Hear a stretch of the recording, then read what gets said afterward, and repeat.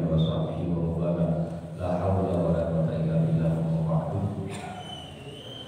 Para jemaah yang dimuliakan Allah, alhamdulillah pagi ini Allah memberi kesehatan kepada kita, memberi kesempatan untuk bisa hadir melaksanakan sholat subuh berjamaah dilanjutkan dengan ngaji pada guru kita Dr. Haji Abdul Haris dan Amin.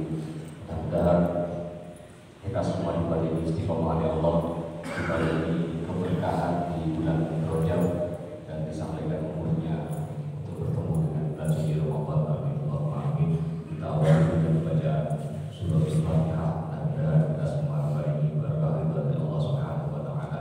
Ala wa inna ala wassalatu salih al-Fatihah.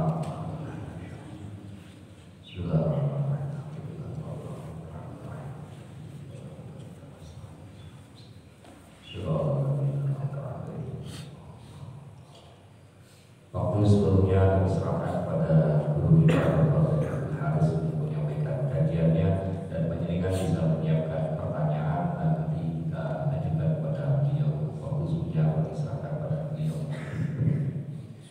Bismillahirrahmanirrahim. Assalamualaikum warahmatullahi wabarakatuh.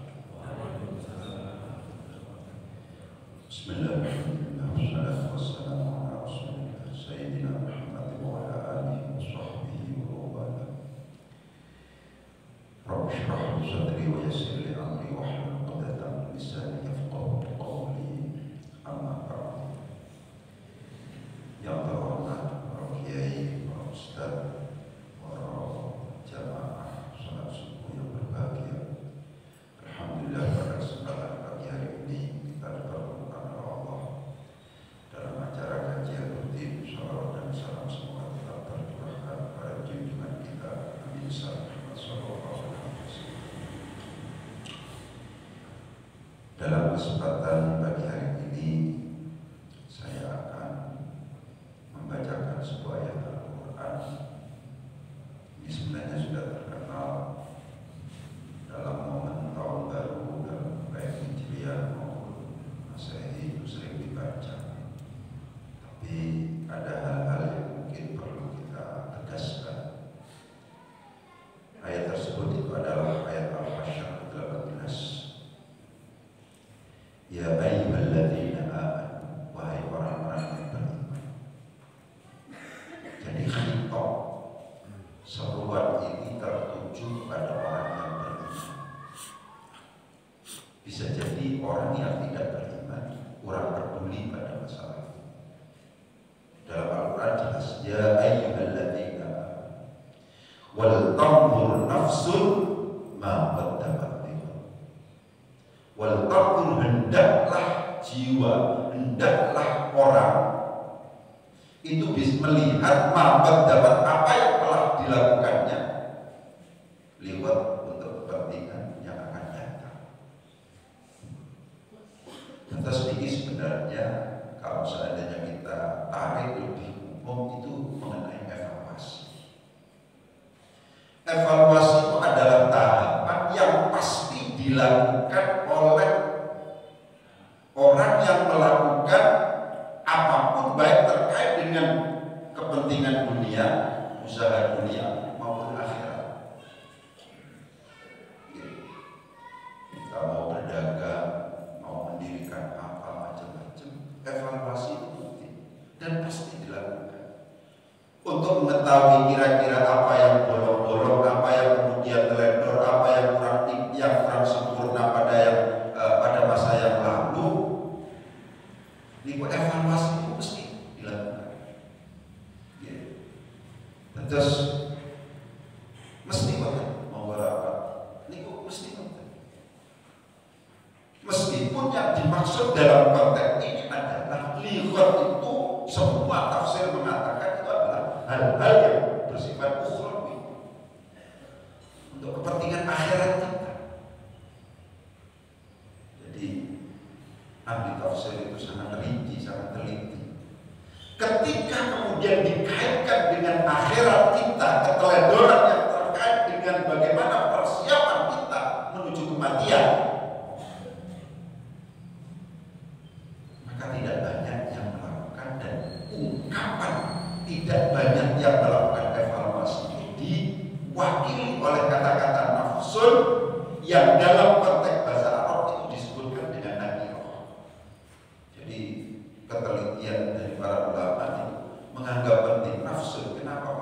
an-nafsu, tapi nafsu tanpa al, gitu.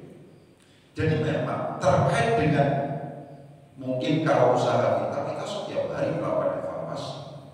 Baru kita kenapa usaha kita, pertanian kita, macam-macam. Itu mungkin kita selalu berpikir karena memang tahapan evaluasi itu adalah cukup menentukan. Kalau seandainya kita meninggalkan evaluasi untuk kemudian menilai, untuk kemudian kira-kira hal-hal yang kita lakukan pada masa yang lalu itu apakah ada yang kurang itu? Kalau hal yang terkait dengan duniawi, apalagi terkait dengan usaha kita itu secara serius kita lakukan, tapi hal-hal yang perbaikan dari sisi persiapan kita menuju Allah itu jarang dilakukan. Nah, jarangnya ini diantaranya kalau dalam konteks tafsir diwakili oleh kata-kata nafsun yang tanpa al, yang kalau dalam bahasa Arab itu disebut sebagai nakirah. Jadi sedikit sekali orang yang mau melihat, orang yang mau meneliti keteledoran terkait hal-hal yang menjadi tanggung jawab kita, persiapan kita untuk menuju akhirat. Oleh karena demikian ini menjadi peringatan pada kita. Secara umum bukan hanya terkait dengan ibadah, tanggung jawab yang harus kita pertanggungjawabkan besok. Punten, apakah benar kita sekarang sebagai seorang suami itu sudah baik? Sebagai seorang istri baik apa enggak? Sebagai seorang anak sudah baik apa tidak? Sebagai seorang orang tua itu sudah bertanggung jawab kepada anaknya apa tidak? Sebagai anggota masyarakat itu yang semuanya itu pada akhirnya adalah pasti akan dipertanggungjawabkan, itu sudah ideal atau betul? Itu penting untuk kemudian melakukan refleksi, penting untuk melakukan evaluasi, karena semuanya itu pasti pada akhirnya dimintai pertanggungjawaban oleh Allah. Jadi penting. Wal taqdur nafsun ma qaddamat liman. Meskipun ayat ini seperti yang tadi saya tegaskan itu memungkinkan untuk kemudian diumumkan, ini pasti dipakai sebagai sebuah tahapan dalam rangka mencapai kesuksesan, apakah itu terkait dengan duniawi atau ukhrawi, tapi ayat ini dimaksudkan untuk kepentingan hal-hal yang sifatnya ukhrawi, persiapan kita menuju akhirat yang itu pasti terjadi. Betul-betul saya akan meninggal itu tidak ada, pasti pada akhirnya akan meninggal dunia. Semua kita pada akhirnya sampai pada kontrak terakhir kita yang pada akhirnya kita akan meninggalkan semua kesenangan, semua kenikmatan yang kita alami di dunia. Pasti itu terjadi. Oleh karena demikian, momen tahun baru ini monggo kita jadikan sebagai alat kesempatan untuk kemudian melakukan evaluasi. Di mana di sini lagi-lagi saya katakan tidak banyak orang yang mengambil ibrah, tidak banyak orang yang mengambil pelajaran dari apa yang sudah kita lalui, utamanya terkait dengan hal-hal yang sifatnya ukhrawi. Apa resmi kita setiap kali baca Quran itu apa resmi? Apa benar kita? Ya. Apa benar kita sudah menjadikan Al-Quran ini sebagai petunjuk bagi kita? Niku lepas. Apa benar kita itu lesan kita sudah selalu kita jaga? Apa benar ucapan yang kemudian kita arahkan kepada orang lain itu dipastikan menjadikan orang tidak marah, menjadikan orang tidak tersinggung, menjadikan orang tidak murka? Apakah benar itu? Monggo makin hari makin harus kita perbaiki, karena bagaimanapun juga kullukum ra'in wa kullukum mas'ulun an ra'iyati. Setiap kamu adalah pemimpin dan setiap pemimpin pada akhirnya akan diminta pertanggungjawabannya tentang apa yang dipimpinnya. Ini penting untuk kemudian ditegaskan.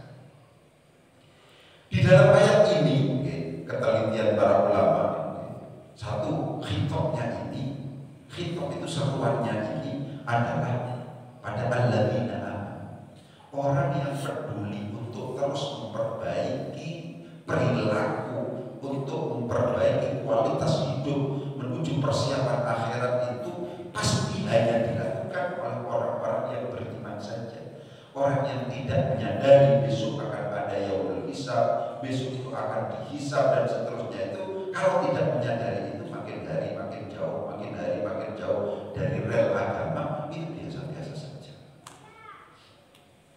Namun nanti ini kemarin saya rapat dengan para tokoh di dalamnya Mesir Jawa. Sangat luar biasa situasi dan kondisi yang menjadikan kita evaluasi. Namun peredaran miras saat ini luar biasa. Yang namanya minuman keras luar biasa, seperti menjual barang-barang yang legal sekarang. Sampai kemudian kalau seandainya kita lewat jalan Sumatera ini kan sampai spanduk menolak. Ini gara-gara merasa bahwa dia menjual barang yang itu jelas-jelas pada akhirnya akan menjadi generasi muda kita rusak, manusia mendapatkan kemudahan yang ada di lingkungan itu untuk teror, untuk tidak berakal, untuk tidak menggunakan akal pikirannya, itu mudah sekali, itu dijual bebas kenyataan. Oleh sebab itu kampanye kita seperti yang kemarin kita tegaskan, monggo upayakan keluarga kita harmonis pun sampai tanpa ngamuk terus kepada anak, kepada istri, kepada suami, ngamuk terus di sini, stres besar, tidak mampu menjadikan rumah tangga kita itu sebagai baiti jannati. Kemarin kita tahu kita dihebohkan, kayak kemarin yang mutakhir di Unen dari Tulungagung bunuh diri lagi di Jember, langganan bunuh diri. Monggo untuk kemudian kita melakukan evaluasi, apakah benar anak-anak kita sudah mampu menjadikan kita, apakah sebagai suami, apakah sebagai istri, apakah sebagai bapak atau sebagai ibu, mampu menjadi uswah hasanah atau bukan. Jangan sampai kemudian yang ditampilkan itu adalah keributan dan saling menyalahkan terus, itu jangan sampai seperti itu. Dan di sistem berikut ini ada alladzina aman. Kata kunci yang kedua adalah ittaqullah, takutlah kamu kepada Allah. Yang ketiga wal tanzur nafsun ma qaddamat lighad. Kata-kata wattaqullah diulang lagi, wattaqullah. Dan yang terakhir kita diberi pemahaman, diberi kesadaran, innallaha khabirun bima ta'malun. Allah itu maha teliti, tidak ada yang tersembunyi dalam pandangan Gusti Allah. Sekecil apapun perbuatan jelek yang kita lakukan, sekecil apapun perbuatan baik yang kita lakukan, itu pasti terdeteksi oleh Gusti Allah. Innallaha khabirun bima ta'malun. Gusti Allah itu maha mengabarkan, maha teliti terhadap apa yang kita lakukan. Jadi penting untuk kemudian kita melakukan evaluasi, karena kita tidak boleh gagal dalam rangka melakukan kehidupan ini. Kesuksesan kita dalam rangka mengarungi bahtera dunia ini itu akan mengantarkan kita pada kesuksesan besok di akhirat. Itu seperti itu. Yang selanjutnya itu adalah kata-kata hasibu anfusakum qabla an tuhasab. Ini adalah ngendikan Umar bin Khattab. Hasibu, evaluasilah, hitunglah, telitilah diri sampean sendiri. Qabla an tuhasab, sebelum panjenengan itu diteliti besok di akhirat. Jadi sejak awal ada kesadaran itu, meskipun secara aplikatif, meskipun prakteknya kita sulit. Sadar diri itu adalah merupakan hal yang sulit untuk kita lakukan. Secara teori ini, iya memang seperti itu. Hasibu anfusakum, sebelum sampean itu dihisab, sebelum sampean itu dihitung, hitung dulu diri sampean atau diri kita itu sebelum kita bisa dihisab. Ini secara teori gampang, tapi secara praktek biasanya ini betul gampang. Nomor resep yang paling sederhana untuk kemudian ini memungkinkan untuk kita lakukan, resep yang paling paling sederhana itu adalah wong kang soleh. Itu yang paling sederhana. Pastikan lingkungan kita, pastikan circle kita, pastikan orang-orang yang ada di sekitar kita itu adalah orang baik. Kalau seandainya kenyataannya orang-orang yang ada di sekitar kita itu adalah tidak mampu menjadikan kita lebih baik pada masa yang akan datang, maka kita harus menjauhi. Tawasau bil haq wa tawasau bis sabr itu tergantung diantaranya pada lingkungan kita. Kalau seandainya lingkungan kita jelek, kita sulit untuk kemudian melakukan tawasau bil haq wa tawasau bis sabr, itu sulit. Oleh karena demikian, nasihat dari para sepuh dan seterusnya itu wajib untuk kemudian kita laksanakan, yaitu wong kang soleh. Kita yang sudah baik, kita yang sudah sholih, yang sudah sholihah, wanita yang sudah berbakti, anak yang sudah berbakti kepada orang tua, itu berpotensi untuk berubah kalau seandainya orang tua ini atau kita itu tidak ada pada lingkungan yang tepat. Jadi yang paling gampang untuk kemudian melakukan nasihat-nasihat yang diberikan oleh para ulama diantaranya adalah kita harus terus menghitung diri kita harus selalu mengevaluasi diri kita. Misalnya tahapan itu sangat mudah untuk bisa kita lakukan kalau seandainya lingkungan kita, kalau seandainya orang-orang yang ada di sekitar kita itu mendukung kita. Tapi kalau seandainya orang-orang yang ada di sekitar kita itu tidak mendukung seperti itu, yakinlah bahwa makin hari kita akan makin jauh, makin hari kita akan makin jauh, dan seterusnya. Itu seperti itu. Itu seperti itu. Wa inna ma yakhifu al-hisab yaumil qiyamati, dan hanyalah orang itu pada akhirnya besok pada saat akan dihisab itu akan ringan hisabnya ketika sejak awal, ketika di dunia ini terus melakukan hisab sendiri. Itu begitu. Wa inna ma la pastine yakhifu, jadi ringan apa al-hisab yaumil qiyamah, besok pada hari kiamat, alaman atas orang hasaba nafsahu fid dunya, yang menghisab dirinya sendiri, yang menghitung, yang mengevaluasi dirinya sendiri fid dunya, di dunia. Kalau seandainya kita sudah punya kebiasaan untuk melakukan evaluasi apa yang kita lakukan, utamanya yang terkait dengan duniawi, di dunia ini kita lakukan itu, utama yang terkait dengan ukhrawi, di dunia ini kita lakukan, insya Allah besok pada saat hisab di akhirat itu terjadi, itu insya Allah akan ringan. Tapi kalau seandainya sama sekali tidak peduli, maka besok ketika di akhirat itu akan berat. Sampai dikatakan terkait dengan ini, la yakunul abdu taqiyan, tidaklah yang namanya hamba itu adalah dianggap sebagai orang yang bertakwa, hatta yuhasiba nafsahu, sampai dia selalu mengevaluasi dirinya sendiri, kama yuhasibu syarikahu min aina mat'amuhu wa malbasuhu, sebagaimana kita selalu mengevaluasi tetangga kita, sebagaimana kita selalu mengevaluasi orang-orang terdekat kita, rekan kita, dan seterusnya. Itu kita selalu mengevaluasi orang lain itu, gitu ya. Tapi kalau seandainya kemudian kita itu hanya mampu dan pintar untuk melakukan evaluasi orang lain saja, kita tidak pintar untuk melakukan evaluasi terhadap apa yang pernah kita lakukan, maka sulit kita itu untuk menjadi seorang taqi, orang yang bertakwa. Itu penting untuk kemudian ditegaskan.